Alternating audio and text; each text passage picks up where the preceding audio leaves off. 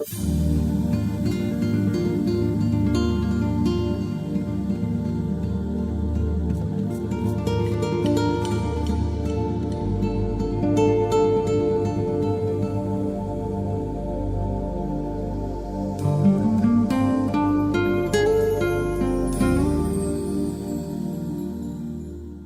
today's ASCP webinar, Pathology Clinics, a New Paradigm in Patient Care.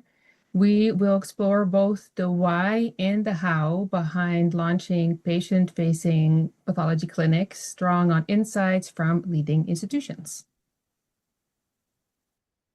The faculty for this course are Dr. Lija Joseph and Dr. John Groth, and they have nothing to disclose. A few quick logistics before we begin. We'll hold time for a Q&A at the end of the session, and you can submit your questions at any point through the Q&A feature. Closed captioning is available, and this webinar is being recorded, and the link will be shared within 2 weeks and then will remain available for 6 months. You'll also receive instructions for claiming CME or CMLE credit via email.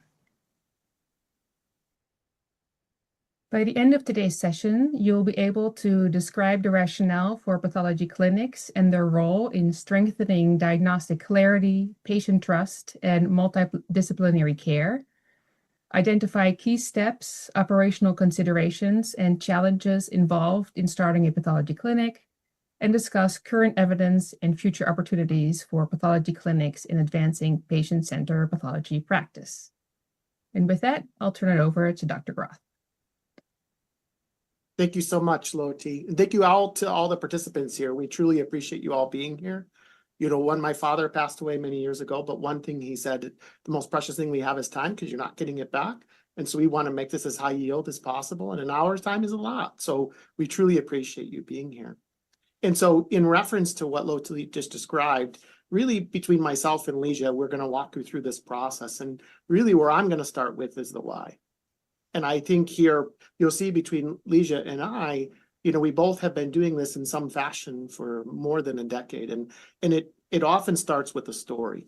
This one was not the story it started with, but this one I think is probably one of the most impactful stories that I've had. So I think here when we think of a patient, oftentimes in pathology, right, we're looking at a slide, we're looking at a specimen, and we don't often get that opportunity to meet them. And so here's an opportunity that I had. It was a 71-ish-year-old gentleman who had leg swelling for 10 years.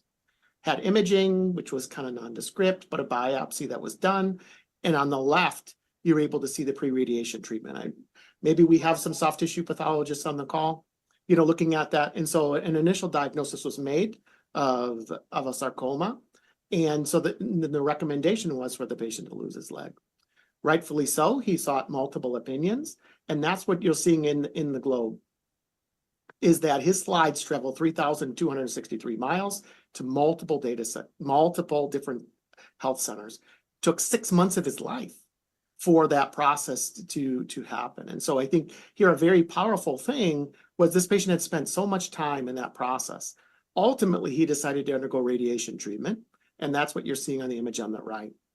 And we can see here as pathologists, usually what we'd expect to see from radiation is some tumor necrosis, some loss of cells, and it largely looks the same.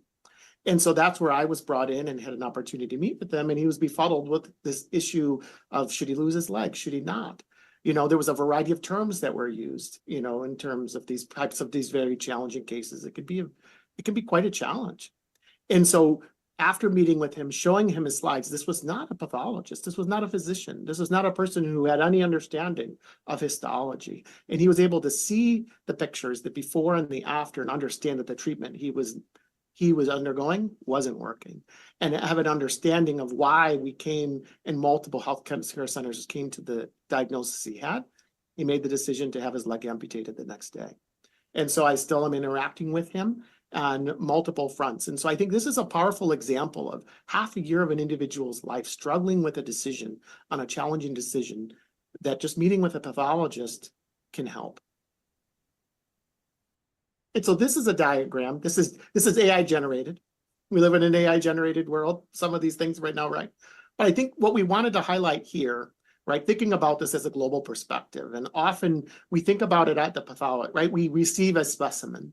But really, when it comes to this, there's things that happen in the pre-lab space, how the specimen is collected, what we do, and then we're going to get about access and understanding. So really, the pathologist of today needs to take all these into account. It's not just about looking at a slide, making a diagnosis, and then, oh, it's all good, right? So I really want you to think about this life cycle from the patient's perspective as we go on this journey here today. And so here, this is Catherine Lapidus, who had put this together, and you're going to see a couple things related to her. And really, this idea is how do patients interact with pathologists? I don't know if many of you are aware, but patients in many healthcare centers can't even message in their portal with pathologists. We're the only excluded physician group, actually. And so they're trying to go through this process. So traditionally, we think, okay, as the pathologist, we write the report. That is the end all be all. The treating clinician then communicates that to the patient, and then everything is perfect. And then there's our report that the patient can access, right? So this is the current paradigm and how it works. And so what I want to do is go through in the next couple slides and is this working? So here's an example of a pathology report.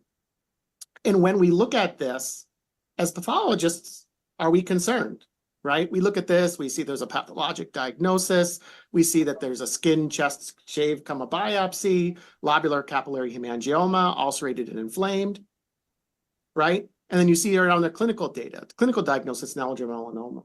So this was a study that was done in Boston and had patients look at this. 92% of patients were stressed reading this report. They weren't even sure what the diagnosis was. Is the pathologic diagnosis the correct one? Is the clinical diagnosis the correct one? So I think what it is in here, from a pathologist perspective, often how we're relaying this, we're assuming, we're making multiple assumptions. Another thing my father said is, you know what happens when you assume? I'm not going to say it, but you make up you and me, right? So we want to have this be clear kind of in this process. And unfortunately, it's not very clear in many cases. And so this is kind of the highlight from that slide, just kind of saying there for you all to see, right? Only 12% of patients were able to circle the correct pathologic diagnosis and 92% were worried. So looking at this for a very simple report, this is I think we could look at this from a pathology perspective. This is on the more simpler side, let alone the patient that we presented initially, right? With a complex sarcomatous proliferation and having a leg amputation, right? If even on a simple one, there can be issues. What about the more complex ones? So one of the things here, I think this is very interesting, and this is a little bit older data, but it's still true to this day. And I think to ask each of you in the audience, what are things that you're Googling, right? From Google's perspective, the #1 search engine, most used search engine in the world, by far and away, the #1 thing patients are looking for is related to their healthcare. So this is something patients are looking for, and it's something that they need. And so I think the question we're trying to iterate here today is are we doing enough, or can we be doing more? And so I think here, when you look at Google, and now there's ChatGPTs, and there's a whole host of things out there that can help summarize things. When patients look at things and they find a Google link, what are some of the things that they can do? So this was a summary that was done several years ago, but it's still true today, -1, and Lija will go into that one a little bit later today on that site, where that score is based on the reading level. And so the idea is that the vast majority of things out there related to pathology information is at a complex level. In order for patients to be at things that really should be in the grade school level, it needs to be not at the high school level. And so I think here, now this was an interesting study that was done a couple of years ago. And I think this gets to the question, like, how are we doing right in here? And so this was a question that was asked of pathologists, both practicing attendings and residents. How comfortable are we, right? Because our current paradigm is that, right, okay, we're interacting very little with the patients in a traditional sense. We're interacting with the treating clinicians. How comfortable are we in doing that, right? That's our method for communication. You look at this at the top for the staff pathologists, about 50-50 are very comfortable versus comfortable. The vast majority are comfortable. I would argue that an ideal state was that we all should be very comfortable, right, in this process. Not just, comfortable. So now looking at this from the treating clinician side, how comfortable are they in this communication between pathologists, right? So it was from the pathologist. Now it's from the treating clinician. You see here again, for the staff clinicians, the blue is the attendings. The vast majority are very comfortable, but then you get into that comfortable and somewhat comfortable, right? So you start to see that process. And one of the things here in the non-staff clinicians is the trainees. And we do know that a significant amount of healthcare is provided by trainees as well. While we have attendings who oversee, we have to adapt for the vast majority of these. So, and again, I think in an ideal state, it would be 100% very comfortable, but we're not there. And so I think here, and then the other thing that what happens with pathology is that we use lots of terms of ambiguity, right? This is a very common thing. I think we can look at our own practice, how often we say things are suggestive of, or these kind of things. And so this was a study basically asking the clinician saying, how comfortable are they in understanding what these are? And I think you can see from these numbers, right, the ideal state, again, would be 100%. But we're not there. We're not even close. And I think of your own use of these kind of words and how often we use this. There was a movement several years ago, I think particularly in the VA, and I'm not sure kind of whether is that pathologists need to quantitate. So in imaging and radiology, when they use terms of ambiguity, suggestive of, there's a percent, right? What's the likelihood that it's whatever we're suggesting it is, right? So I think understand that there are issues out there. And then this one I find very interesting, right? Because often in comments as pathologists, right, we have a challenging diagnosis. We'll say, see comment, see note. Oh, we're going to explain everything. I remember my first year as an attending, I had an atypical, it was a skin lesion, and I was like an atypical lymphoproliferative process. And I wrote this long comment. I think, oh, this is a great comment. And a clinician called me and said, so what's the diagnosis? I said, did you read the comment? They said, your comment was too long. You know, and so I think here, this is an important thing, right? In these cases, looking at the comments. So the top bars was that helpful? Again, they always should be helpful, but most of the time, and sometimes was what they felt in that process. And again, here looking, were they reading the comment? A significant amount weren't even reading the comment. So this is kind of the story we're kind of trying to tell, is there an issue with kind of the current system in which we practice? There are. And then this one was a class, there was just an update on this. If you haven't read this, the clinicians are from Mars and pathologists are from Venus. Again, looking at different reports on that process, kind of that best case scenario is about 30% felt good reading a pathology report. So we have work to do, and pathologists have a role to play in this process. So this brings us to the paradigm that we're talking about today, and the idea of a pathology clinic. And we're going to go into here, the idea of, here it's listed as a pathology explanation clinic, and I'm going to go into a little bit of the history of that. But this idea that we need to rely on the treating clinicians to communicate information is changing, right? And in this clinic, this is an opportunity for pathologists to have direct patient care and an opportunity to have meaningful impacts with patients. And so I think then the question is, okay, this exists, right? Do patients want it, right? Anything related to a whole host of things. Do patients want it? Do pathologists want to do it? This is questions that have been asked in the literature. So this is the first question. Are the patients interested? The vast majority, yes. You see this, looking at this, nearly 80%. The vast minority are not interested. So this is an unmet need in this process. And I think here, this is an opportunity in pathology. We didn't put this in the PowerPoint, but there was a really interesting study asking patients, you know, who made these diagnoses, right? Most don't know what we do. And the vast majority think whoever did the biopsy made the diagnosis, right? And then we're relying on them to relay some of this information. And we see that there's issues with this. So the need is there from the patients. Then the questions. So I think one of the questions that we've seen over the years, well, right, becomes turf war, right? Who sees these patients and kind of these process? Are the clinicians interested in us doing this, right? Do they feel that we can do this? Again, the vast majority of the patient-facing treating clinicians, and I think this is an important word, kind of why we're saying this, because as pathologists, we are clinicians as well, and we often use that word from clinicians to be like only the treating, but we are clinicians as well. So, right, so the patients want it, treating clinicians think this is a good idea for us to do. What about the pathologists? And again, the vast majority are interested. I think this is something that are out, and I applaud all of you for being here for this concept to think about this. This is a change. This is the thing that is happening in this process. So there is a large need for this, and people are interested in this. And so it's a matter of how do you go about doing these things. Right. So this is Juan Rosai, who's one of the founding individuals in pathology. And I think one of the things that was interesting, this was a blurb, he's since now passed away. I had an opportunity to meet him once. And one of the things he was talking about was about patient care.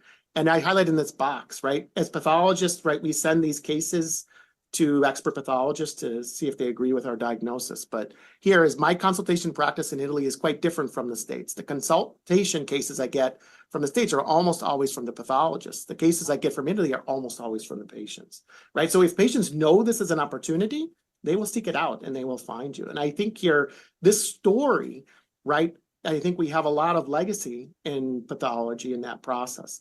Even individuals that have been doing it and help form that legacy identify that there's a need for a change. And so this was a group with Dr. Rosai and a lot of other individuals. One was Dr. Ronald Weinstein in this process. And to really think about this, but you see this as a collective of individuals kind of in this process, trying to think about this and trying to think about this concept of meeting with patients. And this is ultimately what they had put forth. And so I think for us that have been doing this, right, it's beneficial to know what the history is. And so that we were able to kind of prove upon this. And this was a checklist that they had proposed in that process in 2018. 1, identify a need. Hopefully that we're convincing you that there is a need. 2, kind of some FAQs, some process. And C, explore these communications. And D, right? And then get into the process of some level of certification and training in here. And this really was never kind of created in part for the pathologist. It was another part. And so now here, and then the last thing was thinking about billing. And we're going to get into that as well. So I think here there was this framework. And so with that framework, a large group of us, of dedicated individuals, along with support from ASCP, really solidified this. And this is where the concept of the pathology clinics, kind of that process. Understanding the literature, when you're reading, you may have seen pathology explanation clinic, but pathology clinics.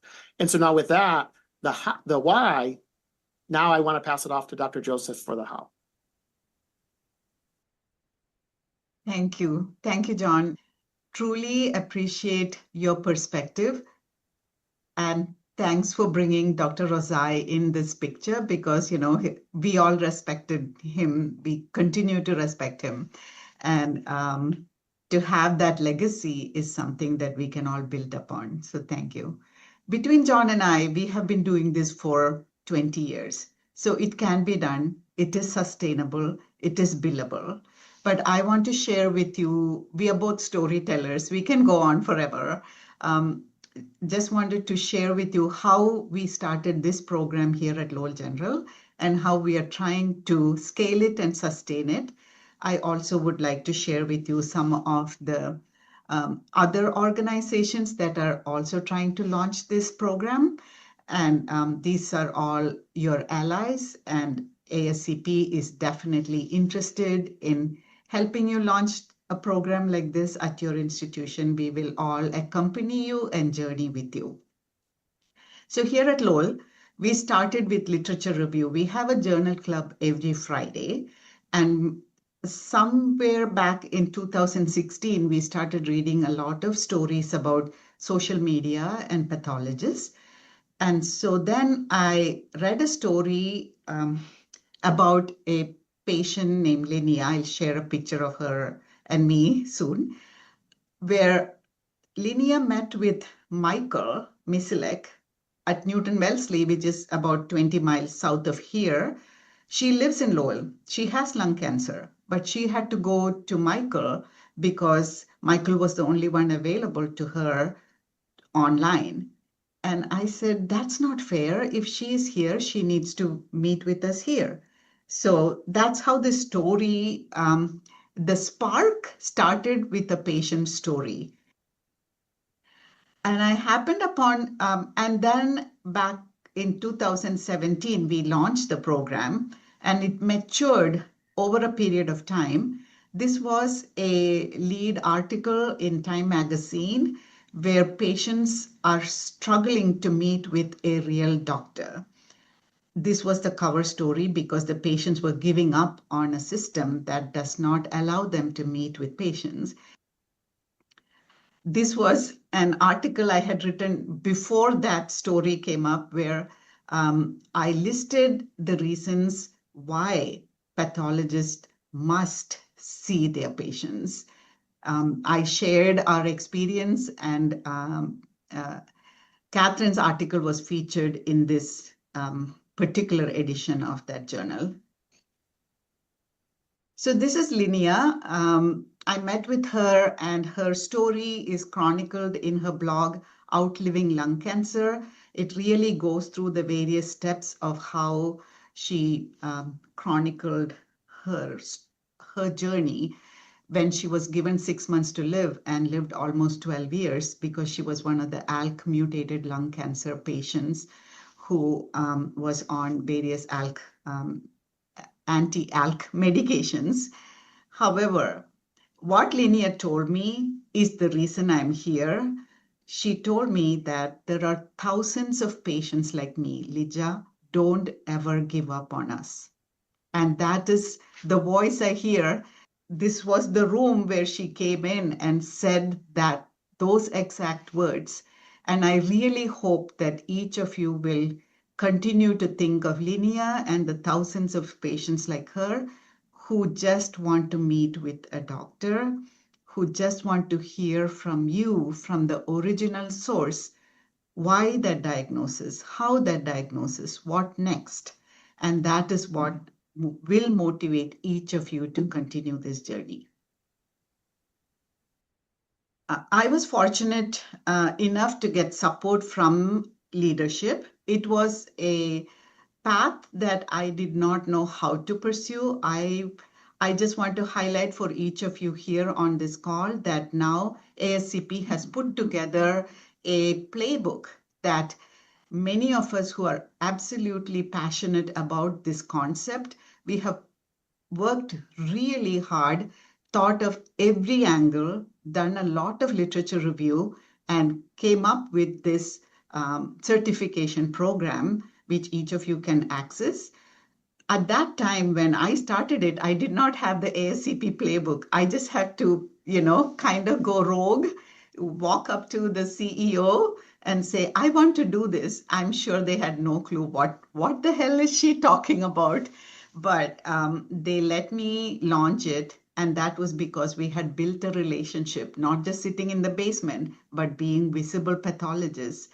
And so I was featured in this particular local affiliate of ABC.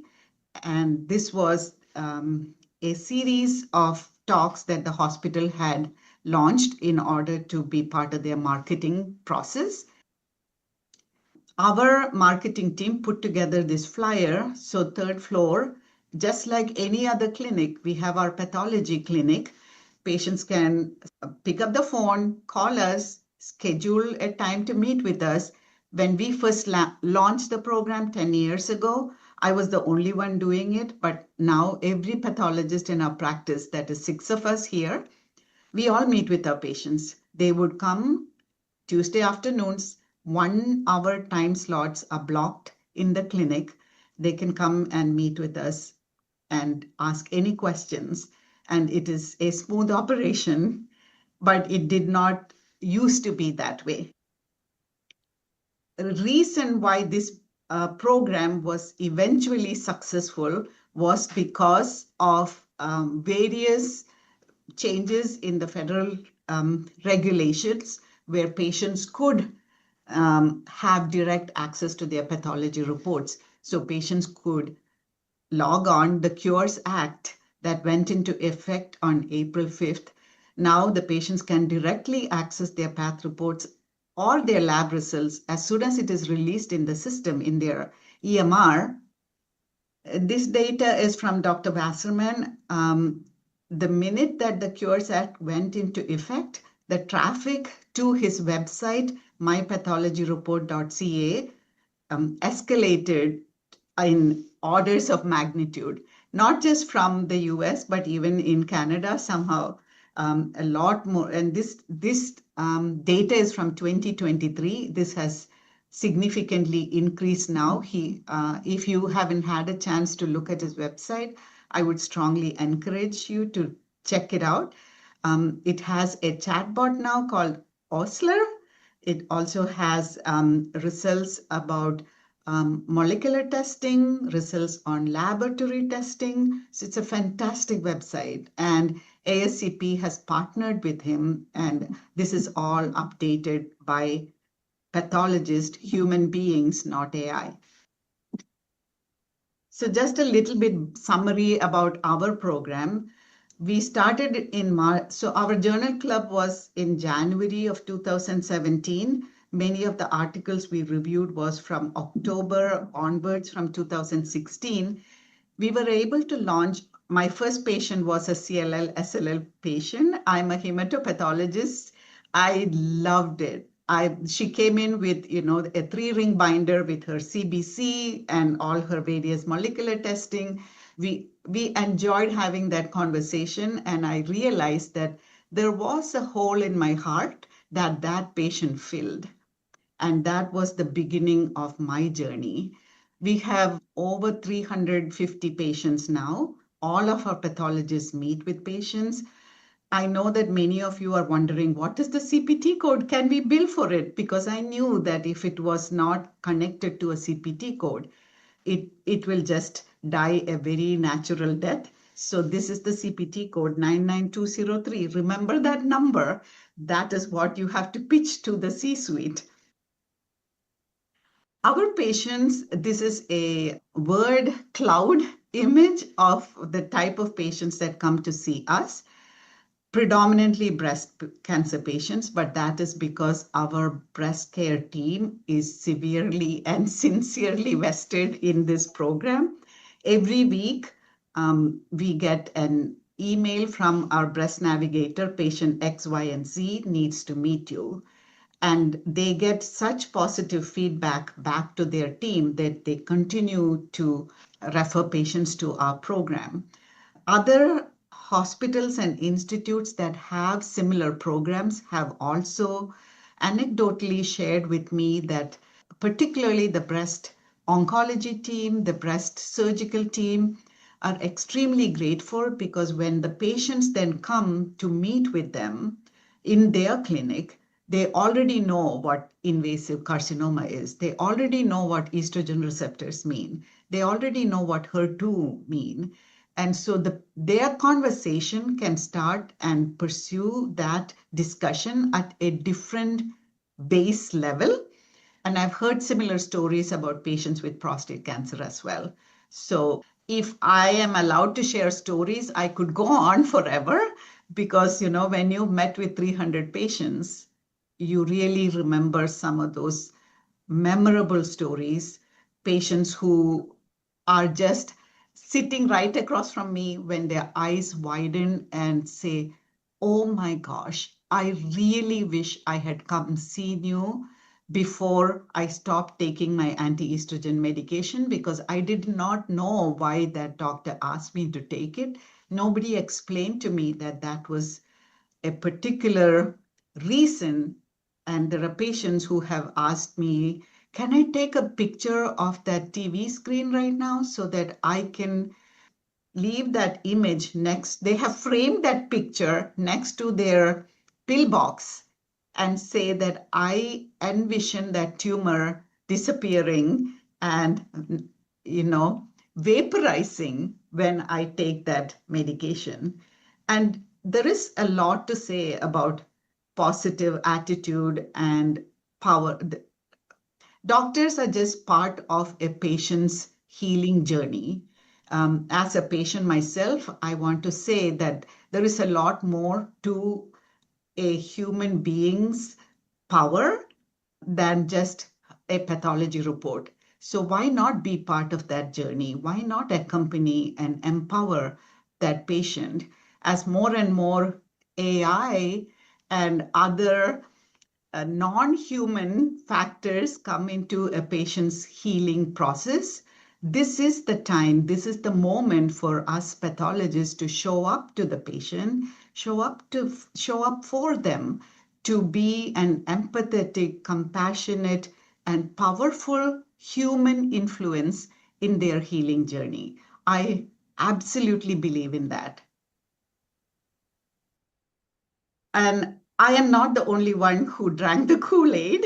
So there are other programs all around the country that are getting on the bus.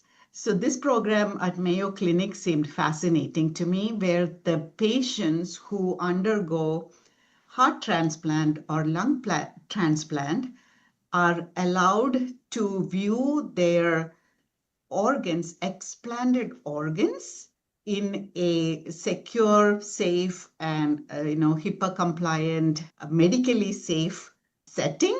And that has been very successful at Mayo Clinic. There has been studies that came out of Israel, as well as some studies that Catherine has reported, where reviewing that pathology slides with the patient has changed certain cancer grade for prostate cancer, added molecular testing, and change in treatment plans. These are the kind of things we need to pitch from the patient safety perspective and quality improvement perspective that the C-suite will be very happy to hear.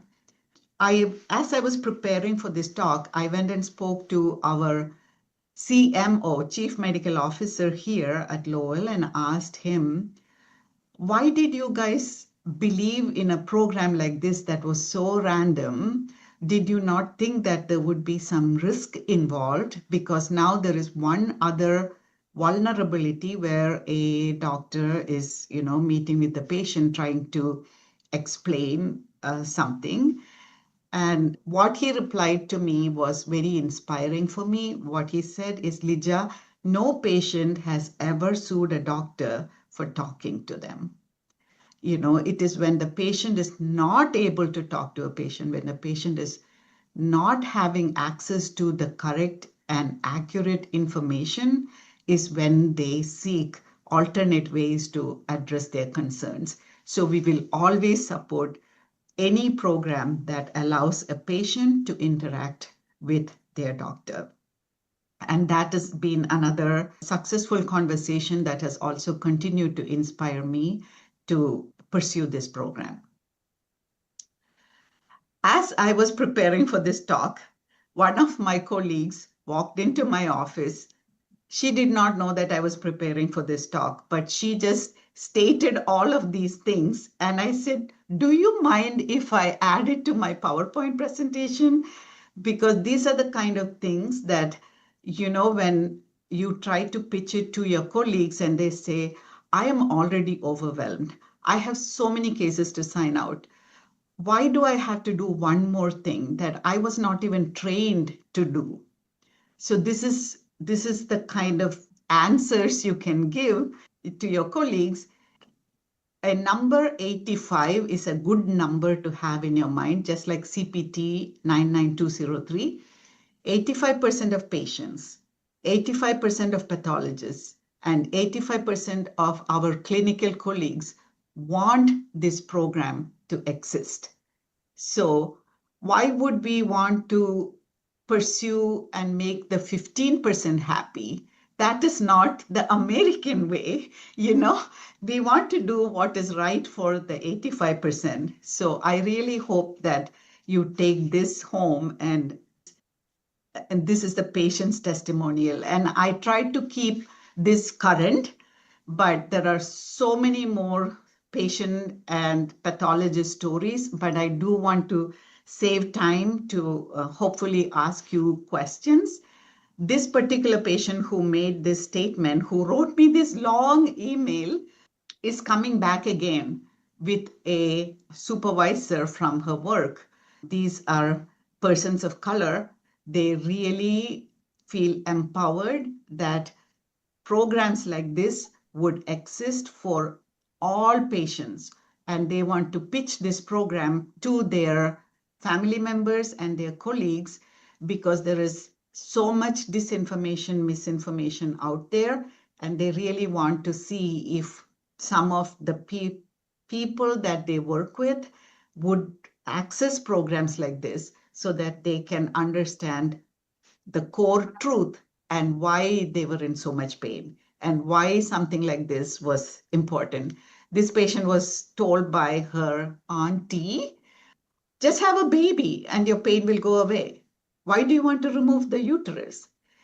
So these are the kind of things that in this day and age still exist.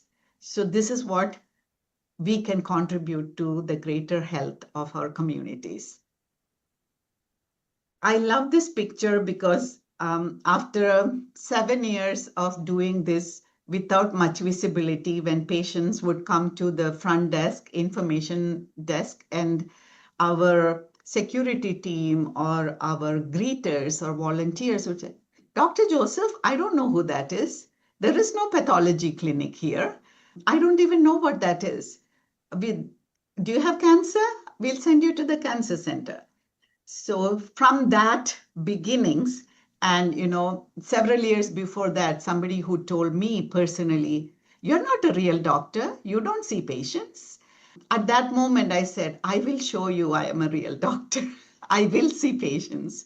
To this moment where, just like GYN oncology, genetics, and pathology clinic are all in the same list.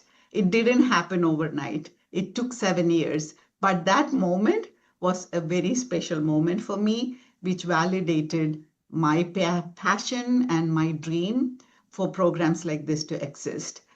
I know from personal experience that pathology clinics is something that I feel passionate about, John feels passionate about, but this is not about John or me or ASCP. This is about the patient. In this day and age, when a generation of people have grown up on the iPad and social media and access to the internet, if we are not showing up for them, they will go to some place that will give them some information, AI generated or otherwise, that will give them information that may or may not be accurate. Why not be present for them? Why not be part of that? And why not empower your patients? These are several resources that I would recommend you to check out, which can allow you to generate some level of comfort so that patients can actually go to these resources. One of my colleagues, who each of us has our own style of meeting with the patients, we have our own rituals. I bring a tissue cassette, I bring a ruler, I bring a way to a Rubik cube. These are all my tools to present to the patient how a breast specimen is inked, or what is, people here think in inches and we think in centimeters, so they want concepts. And one of my colleagues prints out the patient-friendly version from mypathologyreport.ca, print it out and bring it to the patient so that when they leave, they have another resource that they can take home with them. So it has evolved in our department and has matured over time. But there are so many other ways to make this information accessible to your patient. These are a couple of YouTube videos that are available for you to watch at your convenience. They actually are patient testimonials, which you can use to bring to your C-suite if you're inspired to start a program like this. My inspiration have always been my patients. So this was when Lija came back to visit me. We started the program in 2017. We had an excellent launch phase, but then COVID happened. So that's why, Lija had come back to write a blog entry about our program. So at that time, it was COVID. But then subsequently, we were able to relaunch. But this picture was just to show that you cannot use COVID as an excuse. There are people in this image. My patients are wearing masks, but you can still interact and communicate with your patients. So I am so proud to state that many of these programs, I know many of the people who have started pathology clinics, they are either in the process of developing pathology clinics or they are well established. Many of these participants who started these pathology clinics are the ones who wrote that certification program. There are 7 modules in it. So I would strongly encourage you to check it out. These are actual thank you cards from patients who have come to view their biopsies in our department. And so these are real. And for me, the moment again that I remember the most is when one of our patients sent me a box of cookies, home-baked cookies for Christmas, many months after they had met with me, saying thank you so much. And, I grew up in India where my uncle, who's a doctor, would get all these Christmas cakes from patients during Christmas. And when that box of cookies came, I was deeply inspired and reminded me of that childhood memory of how grateful patients will always inspire you every single day. How do you learn more about these kind of programs? So this is a very specific program that we have, John and I were part of the team that developed this program with ASCP. All the participants here today would get a discounted 20% discount. So this is an online certification. So you will not have to struggle like John or I had to struggle. These modules will show you steps that you can take. There are a lot of interactive sessions. There are also many patient stories. We had a patient on this panel. So this was a group effort and is truly a labor of love. And whatever passion that I have about this program, if you could perceive it during the past hour or so, I want to share with you that that same passion went into developing this program. So please, if you want to have a structured, organized way of how to design a program, there are different models of how to do this program are all available. Thank you so much for everyone staying on and hope that you have a lot of questions. We will take all the questions at this point. Thanks. While we wait for questions, John, could you share some of your memorable moments and patient stories? Yeah, no, for sure. No, thank you. Yeah, please get the questions in the Q&A in the chat. My most memorable one was the one I shared, but where it started for me actually was in 2011, where it was an autopsy, where it wasn't, so people had known where I was at the time. I was associated with University of Illinois, and if there was any questions or patient would call, they would always send them to me. And it was a patient who had read her autopsy, her loved one's autopsy report, and had specific questions related to it. And they didn't see it. And the autopsy reports it was 27 pages long. And so it got me thinking about since I'd already been doing that, to say, hey, in that process. So at that time, we had started it up specifically related to autopsies. And we did it in association with the hospital leadership and actually did an analysis. And actually, the publication that we did was associated, that was done so that, to your point, Lija, exactly the idea about, legal aspects. None of the patients' families that were enrolled in that pathology clinic, there was any legal action taken from the hospital. So I think here, that first one and then the other ones were the two most memorable. But to your point is exactly, I haven't seen 300, but exactly, you remember all of them in that process. Yes. And not every question that the patient asks, we may not have answers to every single question. Exactly. Communication is critical when the patients ask a question that are not in our lane, or if they ask questions like, how many more months do I have to live? why did this happen to me? It's okay to say, I don't know, Exactly. because you never know the biology of an individual person, and there may not always have, answers for some of the questions. And I think that is part of, this program as well, these modules. Sometimes we don't know the answer, and it's okay to say, I don't know. Exactly. Yeah. And I think for me too, the vast majority of my patients have been more complicated stories where there isn't like a discrete diagnosis. And so trying to figure that out, it's a challenge for sure. Looking at a lot of the questions, and I see in one about the virtual visits. And so this is a great question in here. One of the things that I think is going to be important is, I think as time goes on, that the virtual visits will become more doable, meeting patients where they are. Historically, I know between Lija and I, the ones that we've done have been more in person, but I'm looking to expand it to the virtual setting.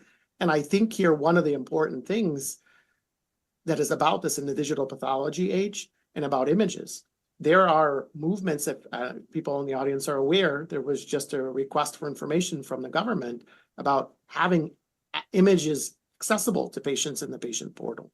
So the idea is that when you're setting that up, oftentimes, whether it's Epic or another systems, will have a secure method for doing virtual visits in that process that can be linked together. And so, yeah, virtual visits, I think, is going to allows this to explode more than I think than what we've seen. And I think definitely needs to be part of that. And it also then is a driver for adoption of digital pathology, right? Because they can't see the physical slide. And I know anecdotally, right, Lija, you and I, we've talked about it. Patients have greatly preferred looking at a screen versus looking through a microscope. And I appreciate it because I know what they're seeing. If they're looking through a scope, I don't know exactly what they're seeing. I see what's in my field, but what are they in focus? That was one of the first things that I had, getting them in focus on a thing, right? They're all different. And so I think that's something that's going to be explored more. I know. Thank you so much for all the support that is coming on in the comments, and truly appreciate it. I think there are two things that I wanted to highlight. One was, how do your professional liability insurance deal with this? So that is covered in the modules as well. But please know that we did interact with patient safety, pathologist safety, liability insurance. All of these things were addressed. And we at Lowell, we did speak to all of our teams. And as long as these patients' slides were in your department and you reviewed them, it is considered a medical record review according to our legal counsel. And so you do not have to have any additional liability coverage for it. How do you make this program known to the patients? Our breast cancer patients, when they get their little file folder, this is handed to them. Our breast navigators actually promote the program to them. Sometimes it is just our urologists send us a direct message within Epic. Lija, this patient wants to see you. Set it up. There isn't much of an administrative burden other than our secretaries calling the patient saying, Tuesday afternoons is when the doctor is available. Would you like to set which time slot? 1 o'clock, 2 o'clock, 3 o'clock, 4 o'clock. Sometimes they do schedule it along with another appointment that they have, an MRI scheduled or something, and they come at the same time. But generally speaking, it's seamless. The step that is critical before you launch the program is to make sure that you have access to write a note in the Epic or whichever medical record system you have. Because issuing an addendum to your path report is not good enough for a 99203. There are specific elements that you need to add to your report. That is what insurance companies are looking for. The insurance company's chatbot looks for certain words, and we have incorporated those words. There are actually examples of the elevator pitch.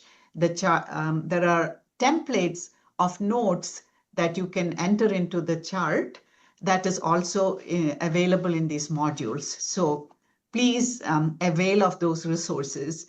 But if you don't want to, you can always email us and we'll be happy to share.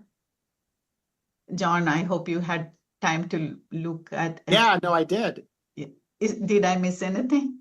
No, no, that was great. So Dee Dee, I'm so happy you're here. Yeah. Dee Dee is one of our patient champions. So Dee Dee asked, how do you, can you speak to how the oncologist or primary care would be looped in? So we actually have a messaging system. The Epic Note is something that the clinical team will read, but they also have access to Tiger Connect is our messaging system. So every patient who comes to see us in our department gets a thank you card from us. Thank you for choosing your care at Lowell General. We also give our business card to the patient. And when the clinic visit is over, as we enter the note in the chart, part of the template includes a Tiger Connect message was sent to Dr. X, the referring team. So that is also something that it is routine and it's part of the template. So the clinical team know that they came to see us and that these were the questions that they asked. And if there were specific questions that we want them to address, we send a direct message in Tiger Connect as well, saying this patient has additional questions about the side effects of tamoxifen. Could you please reach out to the patient? So for the patient experience perspective, the patient gets the sense that these doctors are listening to me. They are addressing my questions. Our breast surgeon usually calls the patient at the end of the day after I have sent her the message. So the patient knows that we have communicated. And that is, from a patient's perspective, a wonderful experience. And when I first launched this program, full disclosure, I had no idea whether this will launch, whether it will take root. So I would give the patient the email that is publicly available of the hospital CEO.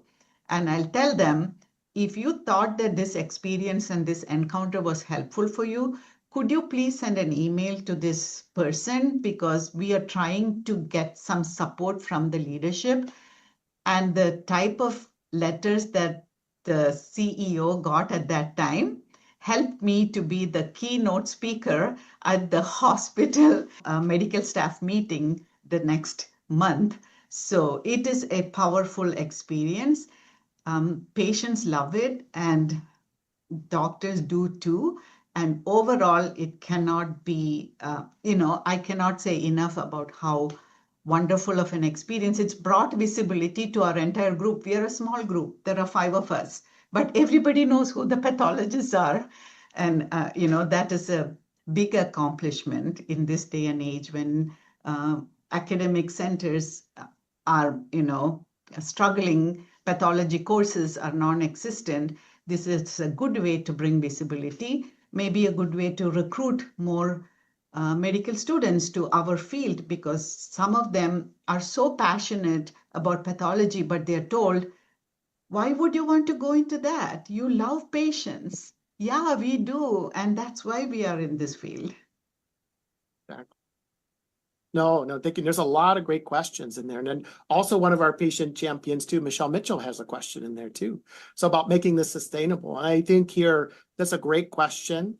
I think here, one of the things, as you see, as Michelle knows, right, a lot of this is built out of passionate individuals that, there's never enough hours in the day to get this done. I think here, part of the process through this webinar and through the certification is to help create that path in that process. For sustainability, it's 2 things. I think there's the financial sustainability, but then there's also the overall wellness and sustainability for pathology. I think here there is a need, and Lija said it perfectly, and I highlighted in those charts.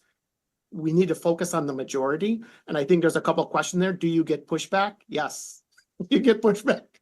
And that's okay, right? I think that's okay. But I think here, and I think in one of the questions was asking about patients. Typically, we don't provide the answers the first time, although I have, because it's been available, but the patient hadn't seen it.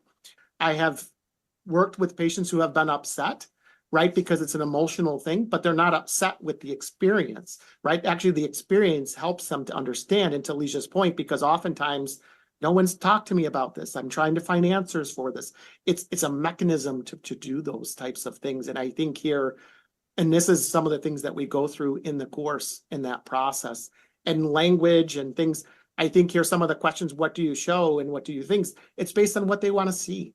You know, Yes. I've never shown anything from the postmortem. I know it was one of those questions. That I haven't, but from the slides, and it's more about helping them understand that process and then visualizing the things that they want to see, that power of that visualization. So you have everything available to you, and it's a matter of what you think they want to see and whatnot.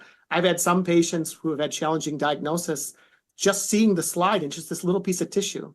And they've said, that's how the diagnosis was made. No wonder it's so challenging. It's so small, you know. So Yes. it's in this process, there's a whole host that you don't know what's going to be the most impactful to them, but you bring all of the available processes and resources available to them, from the interaction, from that human interaction to the visual in that process to bring it all together. So I think the sustainability is an important one, because we're all passionate about this and we want this to be sustainable in that process. So the billing part of it, having support from ASCP and organizations related to this is what allows this to be sustainable, and why we all put forth a lot of effort into a lot of these to help a lot of you else out. So one of the questions was about the CPT code. How do you disclose to the patient? So in the flyer that I shared with you, it actually has the CPT code as, not the CPT code, the billing dollar amount. It is illegal to not bill the patient. So you must bill the patient. The billing usually goes through the insurance company. So if the patient asks that question, our breast navigators as well know the answer. Yes, and our secretaries know it as well. This encounter will be billed. It will be billed to your insurance company. If your insurance company does not cover it, that's why I give them my business card. They can contact me. I also tell our billing company, our billing office, that the direct bill to the patient will never be more than $80, 80. That's the current dollar amount out of pocket. And how did I come up with that? Because I looked at some of the explanation of benefit bills that I got when I went to see my primary care, and the 99203. I looked at what the insurance pays and what I may have had to pay out of pocket. That's how I came up with that number. And it is very similar to what Dr. Rosai had published in that article as well. So I'm sure, once more and more pathologists launch programs like this, more insurance companies will come up with a better number. But until then, we are not allowed to disclose how much insurance companies pay for it. But I can tell you from our experience of 300 some patients, it is reimbursable. No insurance has come back saying this is, a false claim. And we are getting in the order of magnitude similar to what a primary care PCP would bill for a 99203, we get similar reimbursement. So you can look at your local coverage or carriers and see what they are getting. So this is not a billable expense or a billable encounter, is untrue. It is just that your administrators have not spent enough time to make it happen.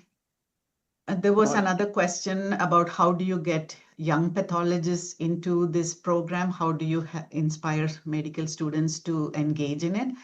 When we have medical students rotating in our department, if there is a patient in the pathology clinic, we ask the patient's consent, and the patient, if they allow them to shadow us, that's how we have made it available. We've had residents from some of the Boston hospitals come spend a Tuesday afternoon with us to shadow us. So residents are welcome, residents, fellows, anybody. If you're in the greater Boston area, you want to come shadow us, happy to, engage with you and show you how we interact with the patients. John? Yeah, no, thank you. It's vice versa, same if you're in Chicago. I think here, the one that's starting from the end, how do you handle consults from out-of-state patients? I haven't had that encounter, but I have discussed it with our billing in that process. It is not an issue in that process, particularly for a telehealth, as long as the insurance and everything that comes through that process. It's more of an issue, and this has become more of a conversation in addition to just the digital, in addition to the pathology clinic for digital pathology. What if you have a remote pathologist who's not at the hospital, and about billing from another state? That gets a little bit more complicated. I don't have an answer for that, but I know hospitals are looking into this because particularly with digital pathology and the process, that this ability for remote work is real. And so therefore some of these telehealth visits may happen from a pathologist's home in another state. And so I think that's where you'd have to talk about it within each individual institution. So the other thing is there was a question related to ownership, right? This gets to the Cures Act, and the patients have the right to see their report. This was the RFI that just went through, and you can see responses. We can share that link after this, where that was part of the question. Should images and medical images, of which pathology is within scope, be part of the medical record? And the overall responses, and there hasn't been an official statement yet, but I think it's going that way, that yes, it is part of the health record. And so that this is where health systems are going to have to think about that. So patients will have access to these images without a pathologist to help them. So it behooves us to get ahead of that in that process and to utilize that opportunity to say, hey, we're here to help them in that journey as well. There was one anecdotal study in pathology related to prostates asking patients would they want to download it on a portal, and about 25% said yes. In radiology, there was a study that was about 1.5 million images. Half reviewed the report, half looked at the images of that half, and then half of those downloaded them and shared them, right? And so part of the act is that where the patients would have access to the images at the same time the diagnostic clinician that we would. So I think this is a powerful thing for us, and the images, the help that we're available in here and to be able to interpret it, because exactly in those cases, I know, because I've seen patients then put it in ChatGPT. What's my diagnosis? Well, explain this to me, right? Yes. So I think that human nature is an important aspect of that. There are two other questions that I want to address. One that came up is one of the hospitals in New York is trying to launch a program like this, and what are the biggest barriers? I think if you really step back at the 30,000-foot view, the biggest barrier is your C-suite. If the C-suite wants it to happen, you now have the playbook to make it happen. So, develop relationships with your senior leadership. And if they believe in you and they say, yes, this is a viable model, you have everything in the checkbox that they are thinking about. Is it improve patient safety? Is it a good quality? Does this look good for the hospital? Is it billable? You have all of that, and you have the templates, so you should be able to launch it. There is several questions about how does this work in a virtual setting. I want to share with you a website called honestpathology.com, which is started by a Duke trained pathologist. Duke has a program similar to ours. And so their pathology, the youngsters are so inspiring and creative on how to pivot programs like this. So this particular pathologist, you can log in and put in your information and chat with this board certified pathologist who would explain your pathology report to you. So there are models like that are really popping up, and I think many more similar programs will be available. I also want to plug that Kene from UCLA is actually pursuing a actual research model where she can scientifically prove that this will improve patient safety. So academic pathologists in this call, if you're thinking about ideas on how to make this more palatable to the greater academic community and subsequently to the community pathologists like us, there are tools out there that you can deploy in order to make this into maybe your career journey, because it is a field that has got many, many opportunities that is ready to be explored. So please consider, put your research hat on and see what ideas might work. And happy to connect you with Kene or anybody else who are interested in programs like this. Exactly. And I think here along that, I agree with Lija, having this, socialized up to have this be an understanding there. A couple of years ago, I was in a meeting with C-suite and again, discussing this and discussing multiple things. And one of the things kind of I've tried to leverage is, I have our leader in innovation, his name is Justin Bruick, is this concept of a multiplier effect, right? So what is something that you have that can benefit multiple things? And so that was where when we're still working on our digital pathology deployment, this came up actually. And so it was a matter of leveraging. And so that was the KPIs for the digital pathology are tied directly to this, actually almost half, right? In anticipating of this. So I think it's about here, how do you make this sustainable as you try to make this multiplier effect? And one of the questions that the C-suite asked at that time is, I wonder if patients want to see their slides. And I said, that's a great question. They do. And not only that, pathologists want to meet with them and the clinicians want us to meet with them. And so this is an unmet need that what is out there. So I think here is when you're trying to do this too, I have found it helpful, thinking about things from a multiplier effect. And because I'm a believer that I think the digital revolution that's going on right now is also going to be a driver for this. And so tying it to that initiative, I think is beneficial. I think that's a good spot for us to end. Thanks everyone for joining us, and thank you. This recording will be available for you, and hope some of you would sign up and take the certification course as well. We are always available to answer your questions. Thank you so much on behalf of ASCP and John and Loti and everybody at ASCP. Thank you everyone. Have a great day.